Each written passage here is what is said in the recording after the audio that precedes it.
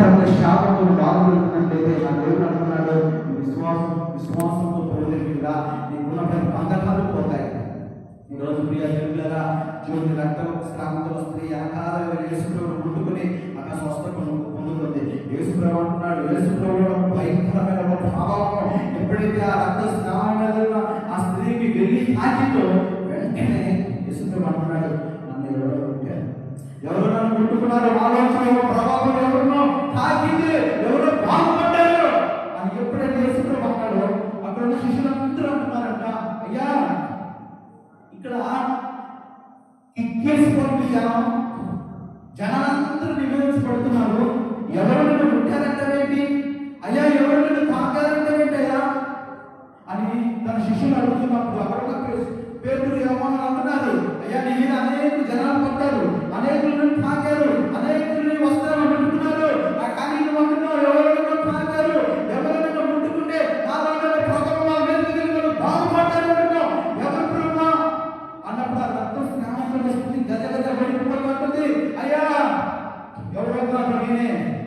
రక్త స్నానంతో ఉన్నాను ప్రభా, ఇదిగో ఈ మధ్యలో వచ్చిన సమస్య చెబితే నన్ను చూసి నవ్వుతారేమో, ఏదో చేస్తారేమో, ఒకవేళ మిమ్మల్ని తాకినందుకు నన్ను కొడతారేమో భయంతో నేను మీ మధ్యలోకి రాలేకపోయాను, కానీ నేను అనుకున్నానయ్యా ఒక విశ్వాసంతో మీ వెనకాల వచ్చి చెప్పు పట్టుకుంటే నీ వస్త్రాలు పట్టుకుంటే అయ్యా నేను ప్రభా నీ దేహాన్ని తాకి నేను బాగుపడతానని విశ్వాసంతో వచ్చాను. అయ్యా ఎంత విశ్వాసంతో వచ్చానో ఆ విశ్వాసం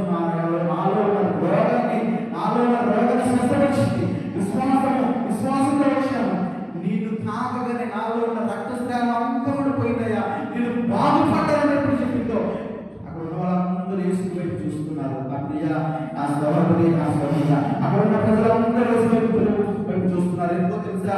యేసు ప్రభువుకు తెలుసండి ఎవరో, యేసు ప్రభువుకు తెలుసు ఆయన ఎవరు ముట్టారో, ఎవరు బాగుపడ్డారో, ఎవరు ఆయన ఎవరు స్వస్థపడుతున్నారో యేసు ప్రభువుకు తెలుసు. కానీ యేసు ప్రభు అనుకున్నాడు, ఈ గుంపు అంతా కూడా విస్తారమైన గుంపు అనేది వచ్చి పడుతున్నారు, యేసు ప్రభు మమ్మల్ని మా తల చేతుల నుంచి ప్రార్థన చేస్తాడు, యేసు ప్రభు మమ్మల్ని ముట్టుకుంటాడు, యేసు ప్రభు మా ప్రవచనాలు చెప్తాడు, యేసు ప్రభు మా గురించి రకరకాలుగా ఊహంతో ఆలోచన బయలుదేరి వచ్చాడు.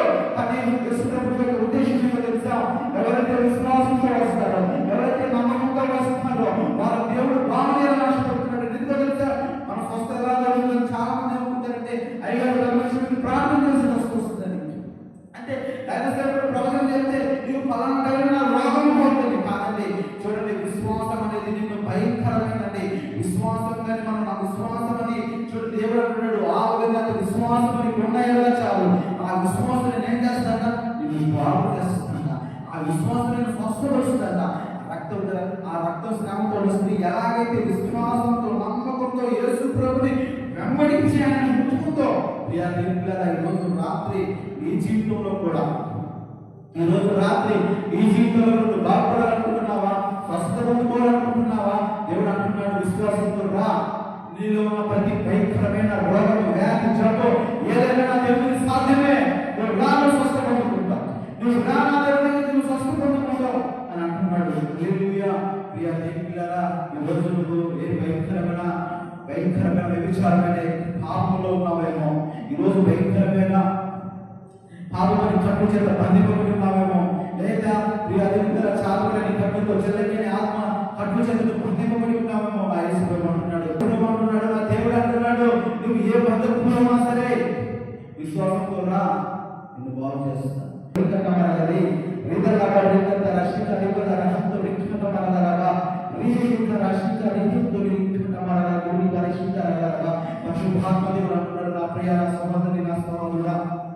ఈరోజు వాక్యాన్ని అందరైతే వింటున్నారో, ఇదిగో ప్రియ దేవుడు చెప్తున్న మాట, ఆయన మాట అగ్నివంటిది, బండలను పక్కకు పట్టే శుద్ధి వంటిది. ఆయన అంటున్నాడు, ఇదిగో ప్రియ దేవుడుగా ఈ మాటలో శక్తి ఉందంటే నువ్వు నమ్మితే, ఇదిగో ఇప్పటివరకు నువ్వు చూడలేని నీ జీవితంలో గొప్ప ఆశీర్వాదాలను చూడబోతున్నావు నా కుమారుడా. ఇదిగో ఇప్పటి వరకు నా జీవితంలో అయ్యా వేదన ఉంది, దుఃఖంగా బాధపడుతున్నావు నా కుమారుడా. ఇదిగో నీ జీవితంలో నా దేవుడు నిన్ను బాగు చేయాలనుకుంటున్నాడు. ఇదిగో నా కుమారుడు ఇప్పటి వరకు నువ్వు సేవలు అభివృద్ధి చూడలేకపోయావు. ఇదిగో నా దేవుడు అంటున్నాడు, ఇదిగో నేను ఆశీర్వదించబోతున్నాను, ఇదిగో నేను అభిషేకించబోతున్నాను, ఇదిగో నేను అభిషేకించబోతున్నాను అంటున్నాడు.